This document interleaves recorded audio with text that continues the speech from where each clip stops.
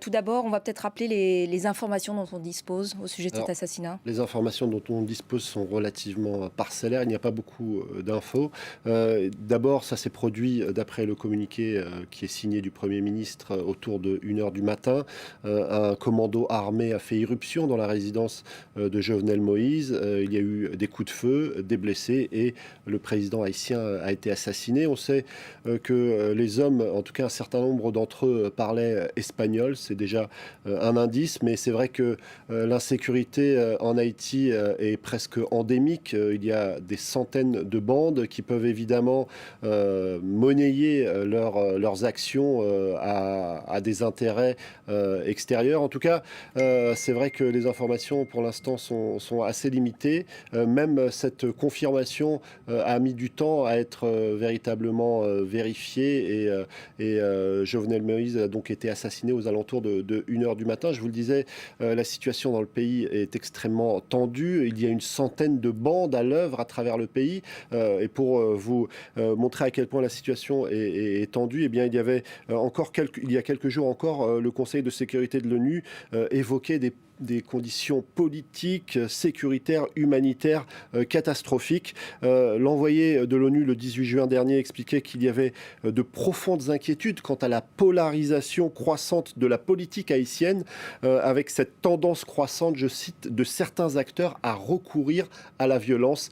C'était presque annonciateur de ce drame. Et on se souvient aussi qu'il y a une quinzaine de jours, il y a eu plusieurs assassinats, notamment d'opposants et de journalistes. On se souvient qu'au mois d'avril, il y avait eu le kidnapping retentissant d'un certain nombre de personnes, notamment de religieux français.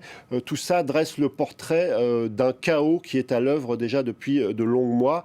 Et en fait, finalement, cet assassinat est le climax de cette situation sécuritaire, humanitaire, économique, politique, totalement catastrophique. Un chaos donc endémique, hein, vous l'avez rappelé, Karim, qui pourrait peut-être encore s'aggraver alors qu'une page d'incertitude s'ouvre aujourd'hui.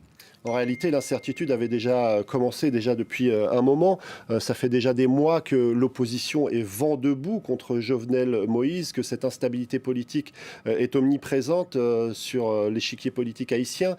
Jovenel Moïse a été élu en 2016, après une première élection en 2015 qui avait été annulée dans un chaos déjà assez important. Jovenel Moïse a voulu imposer un référendum qui devait se tenir déjà il y a quelques mois, puis qui a été reporté au 27 juin avant d'être reporté au mois de septembre, en même temps que d'éventuelles élections. Tout ça semble extrêmement difficile d'imaginer que tout ça puisse se tenir dans les prochains mois. Jovenel Moïse qui avait nommé un nouveau Premier ministre, ce n'est pas celui qui a signé ce communiqué qu'on a eu tout à l'heure, un nouveau ministre qui s'appelle Ariel Henry. Il a été, en tout cas Jovenel Moïse avait annoncé son arrivée il y a quelques jours, notamment sur son compte Twitter, en expliquant qu'il lui donnait cette mission de former un gouvernement d'ouverture et de mener à bien cette élection ainsi que ce référendum.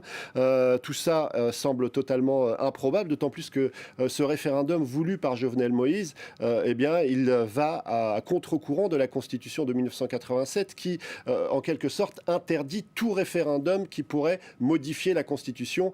Et certains y voyaient un coup de force. Ce contexte politique, ce contexte sécuritaire fait qu'aujourd'hui, on est arrivé à cette extrémité, à ce drame qui s'est produit du côté d'Haïti dans la nuit.